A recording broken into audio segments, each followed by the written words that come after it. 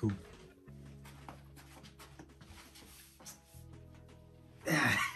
So it's our first video together. Yes, it is. And we have our special guest. And we are going to tell our birth story for Micaiah Micaiah Ava Gooseby. Mm-hmm. So, first of all, with McKinley, our first daughter, we went in for our weekly 39-week appointment, and he asked me basically if I wanted to get induced, and I said yes. So I never really experienced contractions because I was induced, and then I got the epidural really quickly. So I never experienced contractions, and it was a very just calculated. I don't know if that's the right word, but the birth was more calculated, and I had a date scheduled for a C-section for Micaiah, but I was hoping that I would have I would go into labor naturally before the date of the cesarean, which was November 12th is the day that we had the cesarean scheduled. Tuesday, well, I had been asking my sisters, Melissa and Monique, and my mom, what do contractions feel like? Because I have been having a bunch of Braxton Hicks. And so I have been asking them, and the one thing that Melissa said that stuck out to me was like, it feels like a towel, like if you have a wet rag and you're wringing it, it feels like that is happening kind of like at the pit of your stomach. So I was waiting for that feeling, that sensation, and I thought I had felt it a few weeks prior, but on Tuesday, I felt a sharp pain in the middle of the day. Like it was probably mid-afternoon and it felt a sharp pain, and I was like, this doesn't feel like the Braxton Hicks, it doesn't feel like what Melissa said, it very distinctly feels like a sharp pain. So then day keeps going and I keep getting the sharp pains, but they get more intense. And so by evening, we had gone throughout the day, it was Tuesday, so we had put McKinley to bed and whatever, Greg's like watching TV or whatever, and I'm having these sharp pains, and I'm like, man, this could be contractions. So I asked my sisters again, and they're telling me, and so I have gotten on the treadmill. Her sharp pains, I'm watching TV and all I hear is, oh. I'm like, what in the world? And I'm thinking something outside. I'm thinking it, I came in the room, I was like, did you hear that noise? You're annoying. Anyway. So this was different. Never experienced this with McKinley, like I said before. So well, because I didn't have she's moaning at this time. So anyway, I decide that I decide to get on the treadmill and watch Teen Mom, because from what I read, walking and like certain things either will make them stop or will let you know that they're real because they'll keep going. So I got on the treadmill and I was still having them watching Teen Mom. So I'm telling my sisters like, yo, like these are still coming. Night keeps going. Take a shower, they're still going. I eat, I'm doing all these things that say like if they don't stop, they're contractions. So they're happening, and around 11, I had gone the whole day pretty much with having these. Around 11, I tell Greg, because they had gotten closer together, that I think these are contractions and we should call the doctor. She had never told us like, when they are 5 minutes apart, call. That's just like what I read on Google. So I'm like, they're getting pretty close, like we should call. So then I say to Greg, should we call the doctor? And he says, I felt like we've never experienced contractions, and I felt like the cesarean was scheduled for Friday. And it was Tuesday. She's due. So I was 38 weeks, 4 days. Her term was the 19th. So we're a week or 2 weeks out from when the baby's supposedly supposed to naturally come. So I'm like, this is just, it's just nothing to worry about, really. So you didn't say what you said yet. Oh yeah, and I was like, well, we put McKinley down. She's asleep. We shouldn't disturb her. So it's all no, that's not even what you said. You said it's late. It would be more convenient if we waited till the morning. Yeah, I said we should wait till the morning. That's what he said, because McKinley's already asleep. So I'm like rolling my eyes because I'm the one still having contractions. which are very clearly contractions now. And I'm still texting my sisters. Monique has gone to sleep at this point because it's 3 hours ahead on the East Coast. After that conversation, I left him in the living room and I went to the room and I called the doctor, and then I came back in the living room so he could hear her response. So I called the doctor and I'm like, hey, I know it's midnight, but like I'm having contractions. And she says, oh, you're having contractions, go to the hospital. And I was waiting for the like, how many, how far? No hesitation. No hesitation. She said, go to the hospital. See you at the hospital. Yes. And I'm like waiting for the, how far apart are they? How consistent are they? Blah, blah, blah. It was nothing. It was go to the hospital. Yeah. So we should pause here because I had told Greg a few times, I had my bag packed. Mommy bag, we should show it. Matter of fact, somewhere my mommy bag was packed. I had packed it weeks before, right? I have been telling him put the car seat in. I have been telling him everything. That day, just so happens, I think he put the car seat in that day. No, he didn't. He didn't. He just, anyway, he didn't do anything. So all of a sudden now it's midnight, after midnight. I'm telling Melissa, yo, doctor says go to the hospital. So we need to come to the hospital. My bag is packed in the trunk. Greg has nothing done at all. I honestly felt and like... so I am having contractions at this point, like 7 minutes apart. And he is now packing a bag. He's also throwing the car seat in the car and grabbing he grabbed McKinley's toddler seat. He didn't even grab the car seat. I'm like, can you grab the right one? So he's now throwing everything in the bag. I then have to pack McKinley's bag. And then my sister is like, yo, do you want me to come get McKinley? And he's like, no, we'll drop her off, right? Adding time to the 35-minute drive we already have to the hospital. We have to go the opposite way to drop McKinley off at Melissa's house and then go to the hospital. So the whole time I'm still having contractions and they're getting closer apart, closer together, and they're getting more intense. First of all, I'll say I'm sorry about that. Thank you. You should be. But I thought we had time because of the due date and the cesarean schedule. I'm just saying. The doctors say you're due on the 19th, right? So I'm thinking the 19th. The baby's not going to come until the 19th. Naturally, that's what I'm feeling. And then we scheduled the cesarean for the 11th, right? For the 12th. So I'm like, oh, we good. We 3 days out. She ain't about to have this baby. Yes, the baby basically so came. So I wasn't ready. I packed whatever I could pack, got all that situated. And the car seat, I put the wrong one in there. She corrected me. I got the right one in there. You just threw stuff in there because it wasn't like put in the car. You just like threw it in the car. I put the car seat in the trunk because we didn't need to have it in the car because the baby wasn't here yet. So we drive to Melissa's house and I'm having contractions and they are 5 minutes apart. We drop her off and then we have to now drive the 35 minutes to the hospital to get to have the baby. So we drive there and again 5 minutes apart, and by the time we had never been to the hospital either because COVID and everything, they have virtual things, whatever. So I had to ask the doctor, like, where do we even go? So anyway, we go to the hospital and the contractions are really, really intense. So they put me in the room and she's like, we should check you because you seem really uncomfortable by the contractions.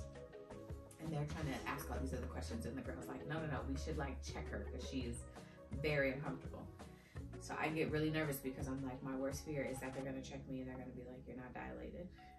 And they checked me and they were like, you're 1 centimeter dilated. And I was like, all this pain and I'm only 1 centimeter. 1 centimeter. It was very, very sad. They call the doctor and the doctor's like, nope, I'm coming. Like, let's get her ready. She's going to have the baby. We're going to do the cesarean. So we go through the whole process. Basically, they have to give me a COVID test. Before even when they first met her in the hospital, weren't you already asking for for the pain? So it was, well, she said you seem really uncomfortable, and I was like, I am. Maybe they even asked how bad are the contractions and if you want an epidural, and I said yes. Yeah. So that's stated already. We are there. We want something for the pain. Yes. They haven't given us anything for the pain. All right. I've never been a person that's like, I don't want the epidural. No, I want it. So we take a COVID test, which apparently takes like 2 hours. And at this point, it's, I don't even know, 2 or 3, because they were, by that point, she was like, you're either going to go home because you're only 1 centimeter dilated. So you're either going to go home and basically labor at home until you get to a further point, or Dr. Edmonds going to say, like, we're going to do the cesarean. And she said, yes, we are. So that's what ended up happening. We were like, okay, so, you know, we're going to have the baby probably around 5:30. They were saying that pretty early. It's probably going to be 5:30 because they need the COVID test to come back. But where is the pain medicine? So they tell me in about 20 minutes, 20 or 25 minutes, we're going to move you to the labor and delivery room, and you're going to have the anesthesiologist in there, and they're going to give you the epidural. And I'm like, okay, all I got to do is wait 20, 25 minutes, bear through these contractions, and I'm going to have an epidural. I'm going to be straight. 25 minutes having a contraction every 5 minutes. So we're like, okay, 5 more contractions. That's it. And those contractions were, I've never experienced contractions, and this was unbearable for me because she was in so much pain. It was crazy. And then they had her hooked up to the heart monitor, and every time the contraction was coming, the heart monitor would just start, and you would know that she's about to just. I didn't know that. Oh yeah, I'm watching. I'm like, oh, here come one, and you'll be like, ah. It was, yeah. Which is so crazy though, because I said I wanted it to naturally, like the labor to naturally happen, and it did, and I felt it. And they asked me, actually, because I had a C-section with McKinley, the doctor, not my doctor, and the other doctor was like, are you sure you want a C-section? Because like you're basically in labor, like you could have a VBAC, a vaginal birth after cesarean if you want right now. But I was like, no, I just want the epidural I want out of this. So anyway, we go wait the 25 minutes, and it took even a little bit longer than that before they moved to the L&D. Yep. And so I'm like, okay, just bearing through. And then we go to the room, and you can tell this story. We go to the room, and the nurse is there prepping Mel, and the nurse says, I don't know where the anesthesiologist, I don't know where the anesthesiologist, how you say it? Anesthesiologist. Anesthesiologist. You keep adding a G in there. Oh, anesthesist. Anesthesiologist. Oh, anesthesi. Oh, anesthesiologist. The anesthesiologist. You keep adding G's. She was like, where is he at? So about 10 minutes in, so we waited 25 minutes to get there. 10 minutes in, the guy comes in, walks in, and the first thing he says is, what's your pain? What's the level of pain you're in? And Mel's like, 10. Basically, when I have the contractions, it's 10. And he's just like, oh, okay. And that's his concern on his face was just like, oh, okay. So let me tell you what I'm thinking about. I can give you the epidural now, right? Which we're like, what we've been asking for. Or I can give it to you right before the surgery, and we can use this quick acting pain medicine, which will act faster right before your surgery or whatever.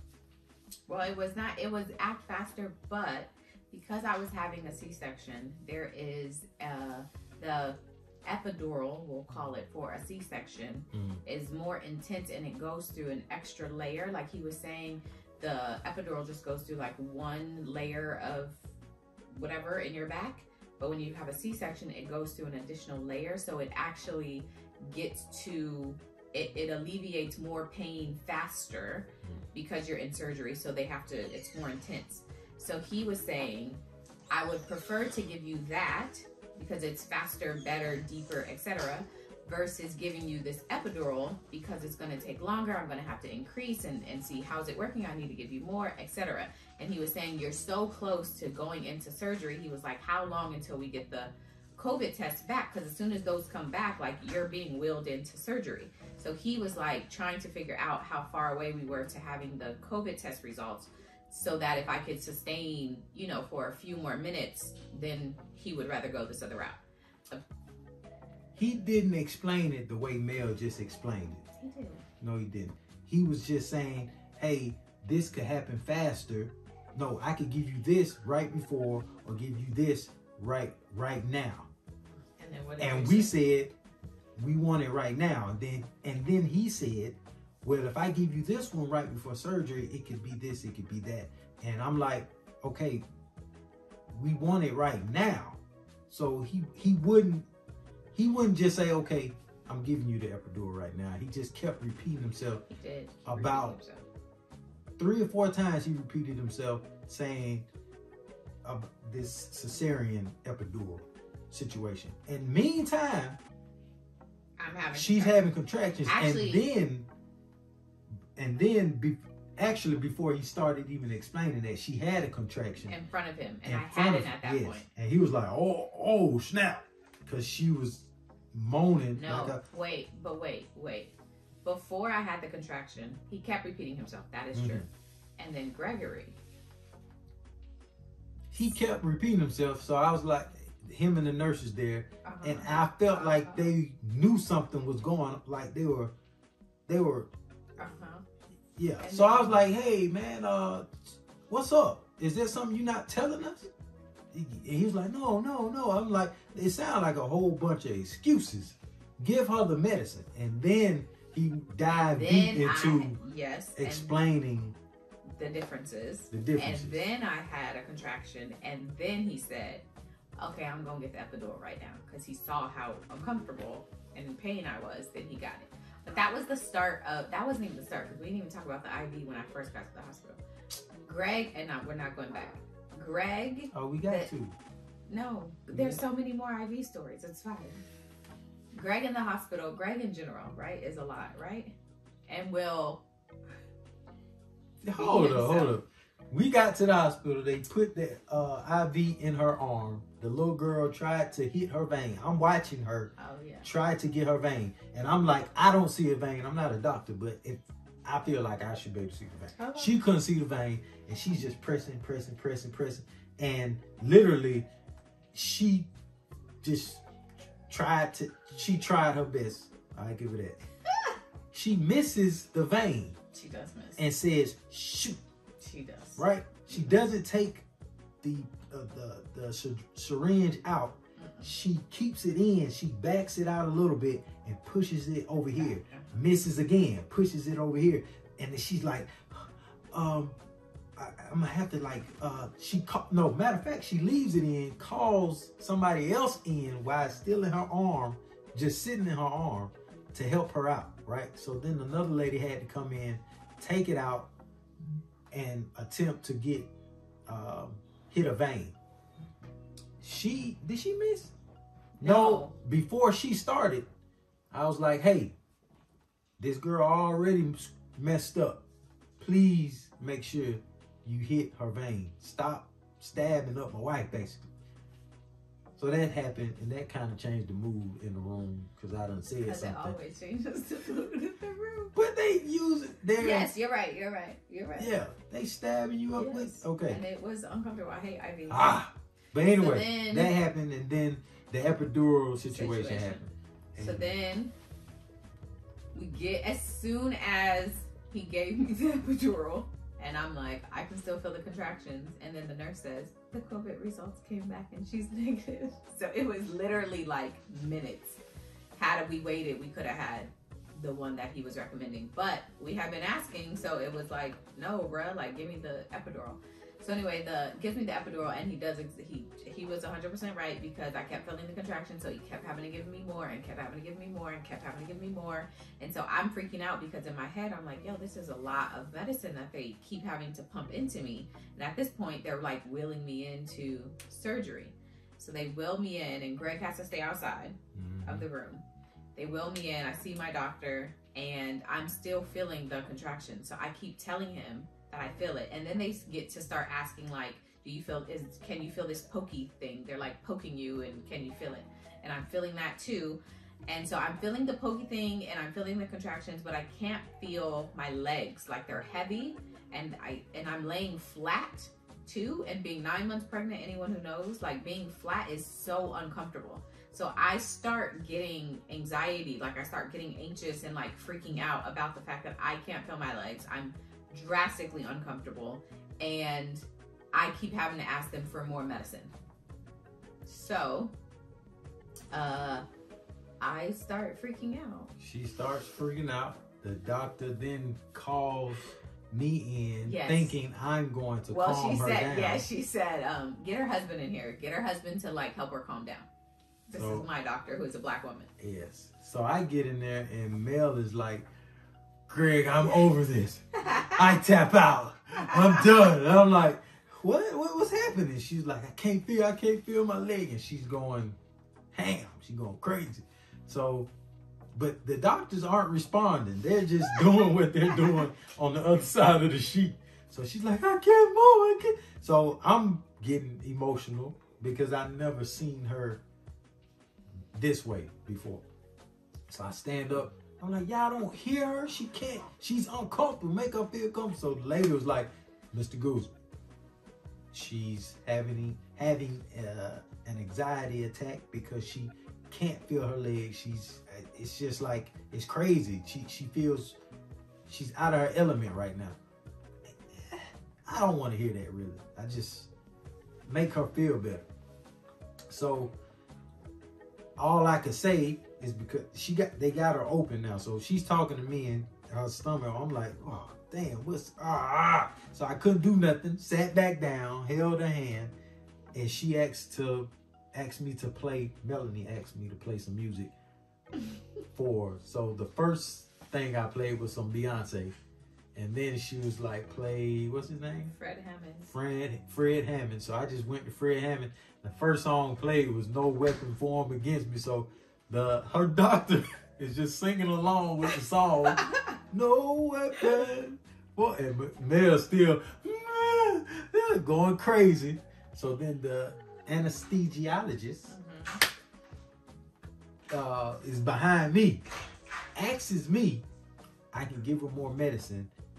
Do you approve to give her, some more medicine? And I'm like, man. And then before I could respond, no, the doctor said, the man says to me, I didn't know he asked you to, but he asked me as I was freaking out. He says, I can give you something that'll take the edge off. Like you're kind of like freaking out. I can give you something to take the edge off. And I can't even formulate an answer to say yes or no. I'm just like, I can't feel my leg. I'm freaking out. And he says it. He asked me at least twice. And the last thing I remember is my doctor saying, just give her the medicine. That's the last thing I remember. The next thing I remember is waking up with the baby. So after he asks us that, and before I could respond, her doctor says, just give it to her. Give it to her, blase, blase. So I put my head down. We just listening to this music. By the time that song went off, Mel was snoring. Like, just, I'm like, what? So they must have just knocked me out. It sounds like my doctor was like, shut her up. Yeah. I've had enough of her. I've had enough of him. Shut her up. And so the last thing I remember is her saying, give it to her. And then baby was here. So finally, Micaiah came out. They got her up out of there. And but after the baby came out, the doctor, the anesthesiologist, pound him up, appreciate it, pound the other doctors up, and we rolled up out of there. And we stayed, so we had her Wednesday at 5:32 a.m. I think she was 6 pounds. 8 ounces. And we stayed in the hospital, which she said it was going to be 2 days anyway. So we stayed Wednesday, all of Wednesday, Thursday, and then Friday midday. We were released. Everything was good. So we go home on Friday, and Melissa, so McKinley had been staying with Melissa while we were in the hospital, basically. She was holding it down because the whole crew was gone. Kevin was on tour. So she's like dropping off her boys plus McKinley, picking them up, trying to take her to ballet, trying to take her everywhere. It was a lot. And then we came home, went Friday, and everything was good. I was in a lot of pain because here's what you'll know about a C-section that I didn't. The lady described it this way and I didn't realize, but it's like working out where you don't feel the pain the day you work out, but the next day is like, oh, I worked out yesterday. So those first few days were hard and intense. She could barely walk. It was very intense. But by Saturday, I was having, there was like some leaking, it seems like, happening from the incision. So I call my doctor, even though it was Saturday, because I didn't know if I should, it wasn't painful, but I was like, yo, there's like some leaking happening. And she's like, you know, if it's painful or whatever, blood, whatever, you should go to the ER. And I'm like, no, it's not. So I'll just come see her the following week.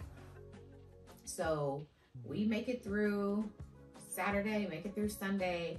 By Monday, I expected my doctor low-key to call me back, but she didn't. So I ended up calling her to say like, yo, I kind of want you to come take a look at the leak that's happening. Can I like schedule time to come in? So we ended up scheduling an appointment for Tuesday morning at like 10. Yeah, it was Tuesday at 10. So we go to the to the doctor's office. McKinley goes to school. We have the baby because you can't drive also after you have a C-section for like a couple weeks. So we go to the hospital, to the office. She takes a look at the leak and she's like, oh, it's not, well, they took my blood pressure, which you'll know. As soon as you get to the doctor's office, they take your blood pressure. And the nurse goes, oh, your blood pressure is slightly, well, it's elevated. Before you leave, we'll take it again. And I'm like, okay, cool, because I had no blood pressure issues ever with McKinley or this whole pregnancy. So then she takes a look at the incision and she's like, okay, we're gonna just like bandage you up. Everything looks fine. It's probably gonna take a little while before it stops leaking, but like, it's fine. Okay, cool. So my doctor finishes and I was like, the nurse said that my blood pressure was kind of high and that she needs to take it again. And she was like, okay, lay back. She'll be back in here. So I sit there. Yeah. I drop mail off at the doctor. So I'm in the parking lot, a paid parking lot. I tell the attendant, oh, I'm just dropping her off. They're gonna check her, and she's coming right back down. So I'm in the car with the baby, just with the car running, just waiting for Mel to come back down, and we were gonna leave. That's where we are. That's my mind state right now. So, and I'm up there like, okay, this is weird. Nurse comes back and she does my blood pressure again, and she goes, it's higher this time. And I'm like, higher than it was? And she's like, yes. Go to the other room, because we need to clear this room. It's like a little spa room. Lay down. It has a little table for you to lay down. Try to calm down, and then I'm going to come back in 15 minutes and take it again for the third time. I'm like, okay, this is getting weird.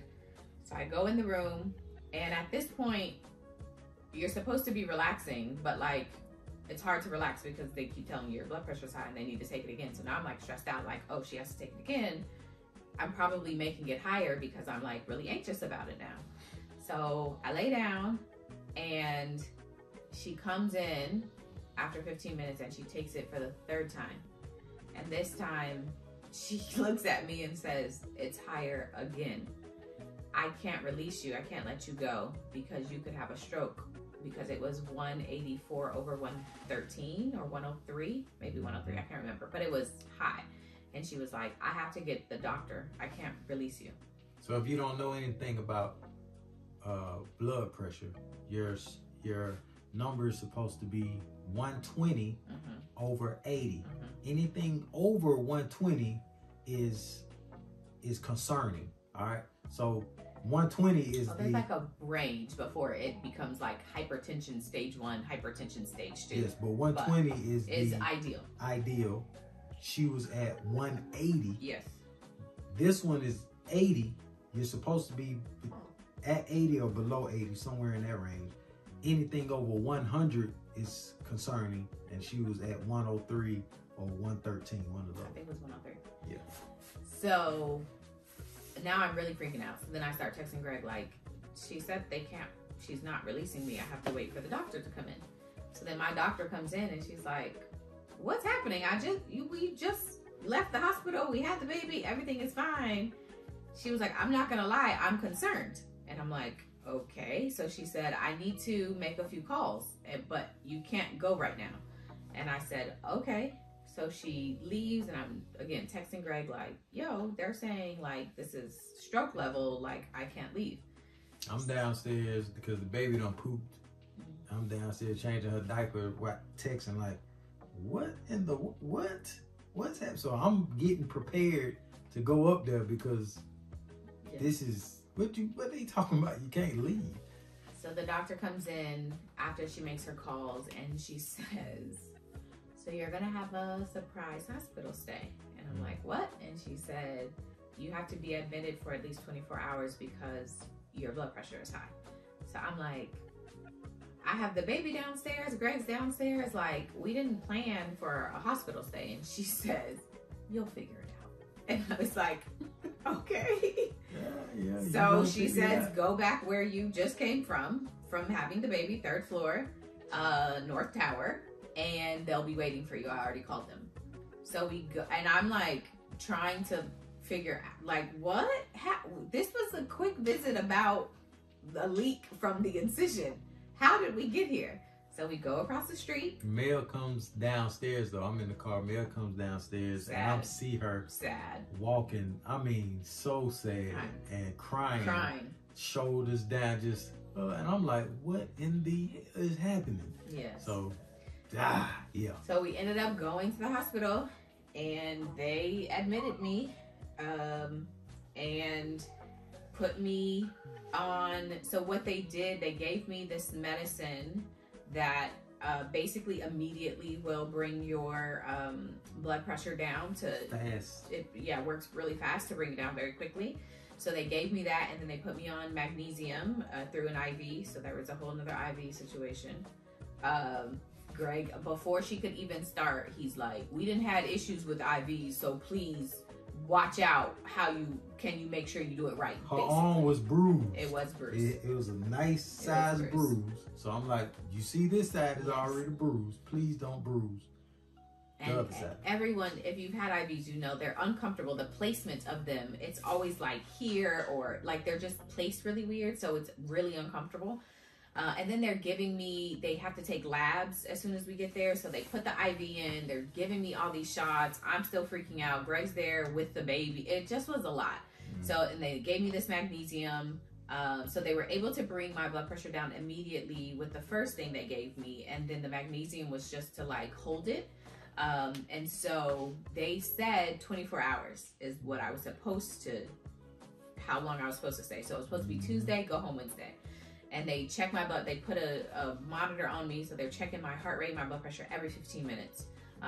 Doctors are coming in and they're telling me, you know, whatever. So they're doing all these labs, etc.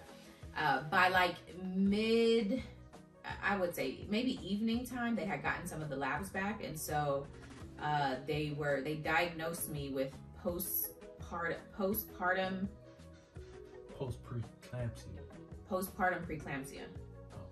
I'm pretty sure it's postpartum preeclampsia. So anyway, I had developed preeclampsia after having the baby. The thing about preeclampsia that was so weird, or at least from what I knew about it, is that you usually get it before you have the baby, and the fix or the solve, right, or the cure for preeclampsia is delivery of the baby. That's usually what happens. So I had never heard of having it after you have the baby, because what then is the cure? Because the baby's born. And actually they said it's pretty rare to get it, but it does happen. And to the point, there is no obvious cure because again, the baby is born. So because of the labs that they had gotten back, based on my kidneys and the word, something called creatinine, which was found in my kidneys, which was elevated. It's supposed to be, I think, at 0 maybe, or 1. 4, right? I don't even remember the number, but mine was over. It was like 1.7 or something. It was high. So based on the creatinine in my kidneys plus the blood pressure, the doctor diagnosed me with postpartum preeclampsia. So that is the start of why I ended up staying from Tuesday. And so overnight, they didn't want me to go over 160, my blood pressure, because I had the magnesium and I had all this stuff. It was supposed to be fine. But by morning, after they looked at my charts overnight, it had elevated to 159. 159, and then it went over 160. Like 173 or something. Yeah, and then it went over. And so because of that, they came in and broke my heart, and they were like, you have to stay again. You can't go home yet. So I cried that time too. And the nurse, who is the sweetest Brit, she was the sweetest, and she was like, it's okay. We just want to get you healthy. It was the worst. And that is when Greg, Melissa, of course, again, being incredible, was able to like get McKinley that day, take her everywhere. She's asking if we need food, trying to get Greg, and Greg had a sweatshirt on and no shirt underneath because we were going to a quick hospital, a quick doctor's office visit. So he wasn't dressed properly. None of us were. We didn't have nothing for the baby, not enough formula, whatever. It was a lot. And so, Melissa was able to bring us some stuff. We ended up staying. They ended up giving me some medicine to, I can't remember, but it's called slow release. The medicine is a slow release. And so you take it, and over 24 hours, it's supposed to release like into your bloodstream to keep your blood pressure leveled and maintained. So we stay Wednesday. They give me the medicine to see like how it works. It works until Thursday. Thursday, they give us the great news. You're going home today, and we're so excited. They give me the prescription. We have to go to Target to fill the prescription. So excited to go home. Go home on Thursday. Greg goes to get the prescription at Target. Target gives him 2 prescriptions back. We don't even look at them. I'm just like, okay, you got the prescriptions. I had gotten the medicine, the slow release, from the hospital before I left, so I didn't need to take it on Thursday. I needed to take it on Friday. Friday comes, Friday morning, and I'm going through the 2 prescriptions. Neither of them is the blood pressure medicine that they prescribed. So I say, Greg, neither of these are right. I have to call Target back to understand where's the medicine. I called them back. And at this point, I don't think neither one of us understood the seriousness of this medicine and taking it on time. Because, you know, usually you take, I take it whatever. But this is serious. Yes. Serious. So she calls Target, and Target basically tracks it down and says, oh, we filled the wrong ones out or whatever. It could be ready like in a couple hours, whatever. So Greg goes to get the medicine after they finally say it's ready. He goes to get the medicine. And at this point, it's probably like early afternoon. So we have the medicine, and I'm like, well, now it's like 2 o'clock. I don't want to take the medicine at 2 o'clock because then every day I'm going to have to take it at 2 o'clock. I'd rather take it either in the morning or at night so I can establish like a routine and kind of like a regimen, right? Like every day at this time, I'm taking it. 2 o'clock, I might be doing stuff. I'd rather do it at a better time. But I tell her, Greg says, take the medicine now. And I'm like, nah, bruh. Take it now. I'd rather take it later.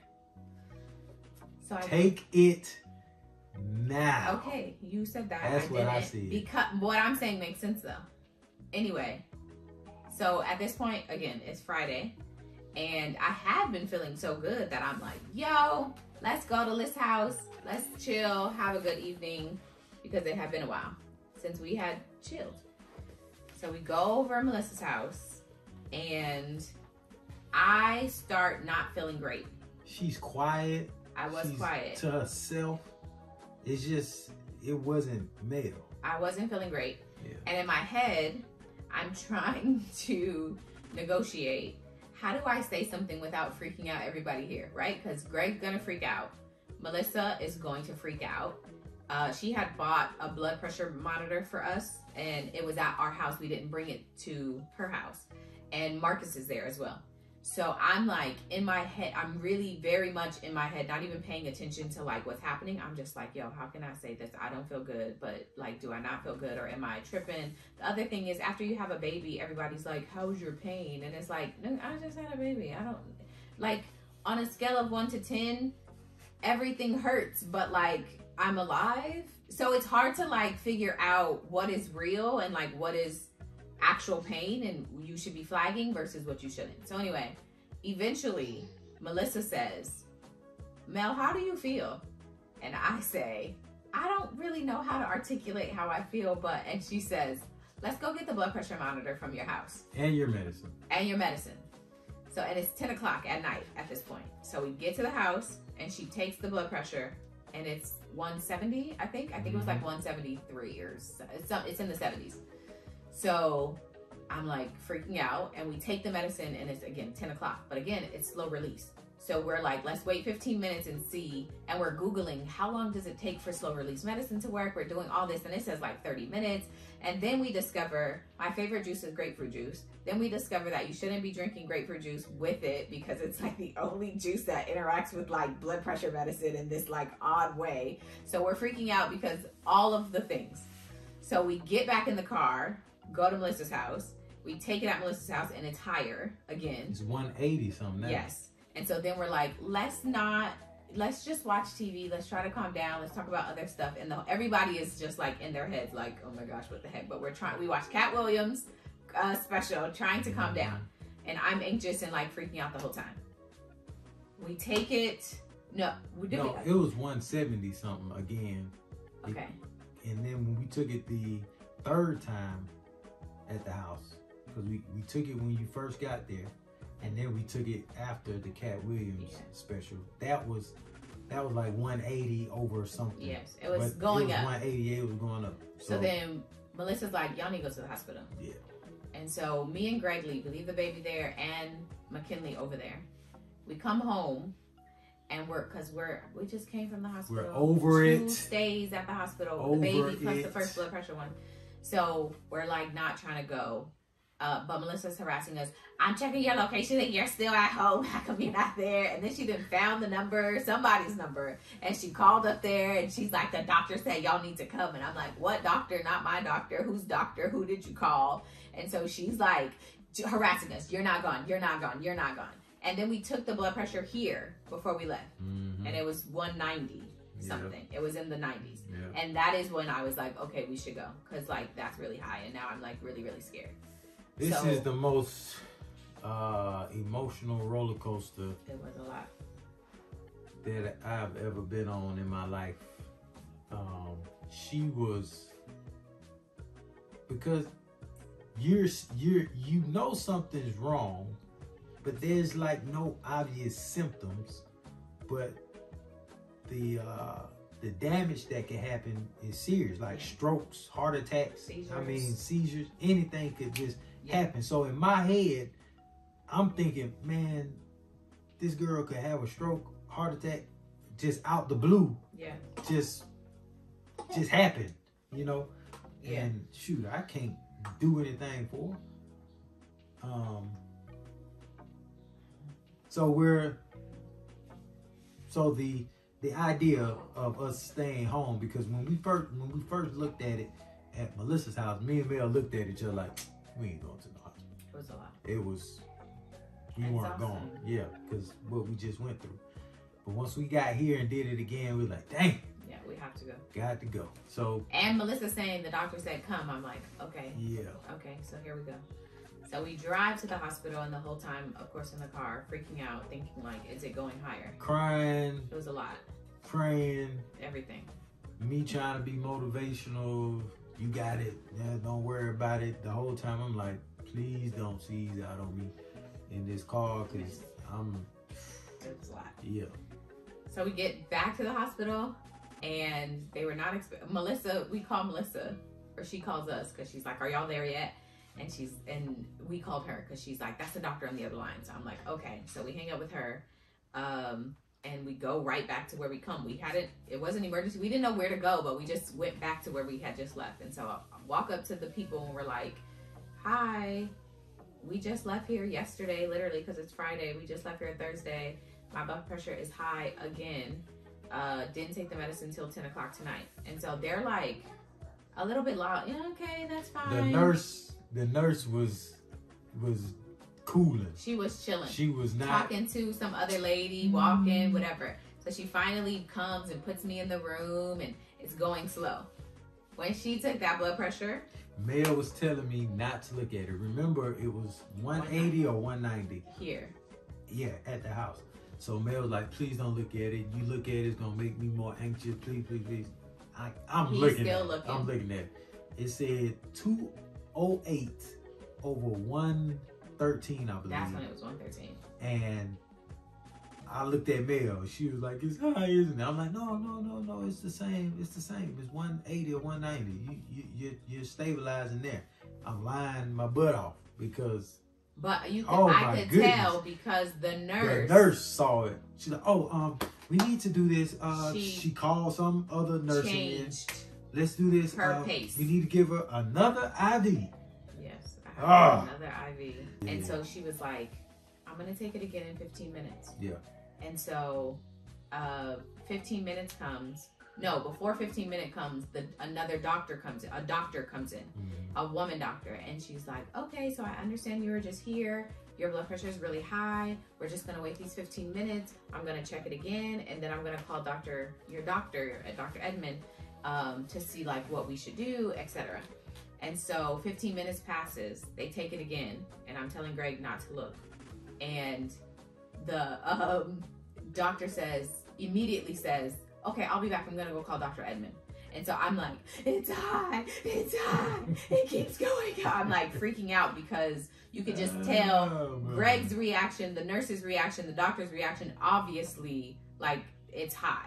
And so the nurse is like, we're going to give you this medicine, this immediate release medicine. So the one I had from 2 days before, that should bring it down.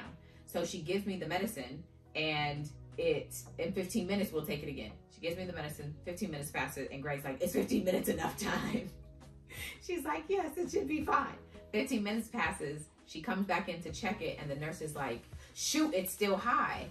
And so I'm like, it's still high, like the medicine isn't working. And then she says, well, I mean, it's down to 175, but that's still high. I just have to get it lower. And so that was the first time that I had heard like a number. So in my mind, I'm like, it must have been really, really high. No, her response was, it's still high, but it was at 200. She did say that. It was over 200. That is what she said. So when she says that, Mel looks at me and I'm like, yeah, I had to lie. I couldn't tell you the truth. Yes. So I felt so funny. I'm like, oh, she called me lying. Yeah, that is what happened. I'm like, it was over 200. And so she was like, I'm going to give you another medicine that should basically work with this one that should bring it down because like we need to get it stable. Yep. So then they give me another medicine through the IV and then 15 minutes later they take it and finally it's like 120, down. Like it's like normal. Yep. And so they were basically like, the doctor, you have to stay for 24 hours. Your doctor's gonna come see you and we have to figure out, is it a result of you just not taking the medicine on time? Because remember the whole 10 o'clock thing, or should we increase the medicine? Like what is happening? We have to recheck all your labs, your creatinine, like is it still going up? Is it not? Like, is there other underlying issues? So they started testing me for everything under the sun, trying to understand if there's an underlying issue, like what's happening. So anyway, they keep me, right? That was Friday. Saturday comes and they're like, you have to stay another day. And so I'm like, at this point, like, whatever. Whatever. So of course. That Saturday? Because this had to be, because remember I had to leave one time. I left one time. Was this the time? I know. At this point, No. I didn't leave that time. I left before this. Oh, on the last one. Yeah, I left on the last one. Because Liz came and spent the night. Yep. Okay. That's right. Liz came the time before this one. Melissa came to relieve me. Yes. So I took all the kids to school. Yep. No, Angel and took Joe to soccer. Yep.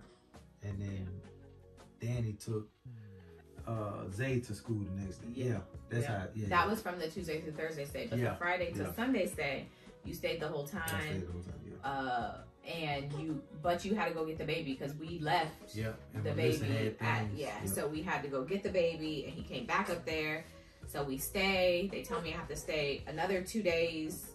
So still sad, but they wanted to see me basically 24 hours on the medicine, on the prescription that they had given me. They wanted to see like if I stabilized. So basically they did, and I was stable. And so they sent me home with that same prescription basically. So now I have to take this blood pressure medicine every day, same time, 6 o'clock. Everybody text me, Melissa, Kevin, Greg, text me to make sure, to make sure that. What time is it, by the way? 5:33, almost time. 5:33. I think that bottle's ready still too. To make sure that I take it on time and it's not missed, and it's not, and everybody in my DMs trying to make sure I took my medicine. I did, and I do.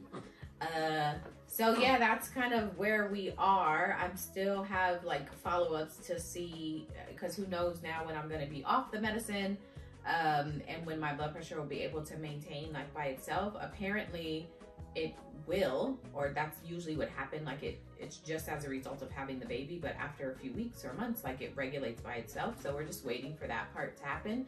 They had given me like an EKG. They had to check my heart. They were checking to see if I had lupus.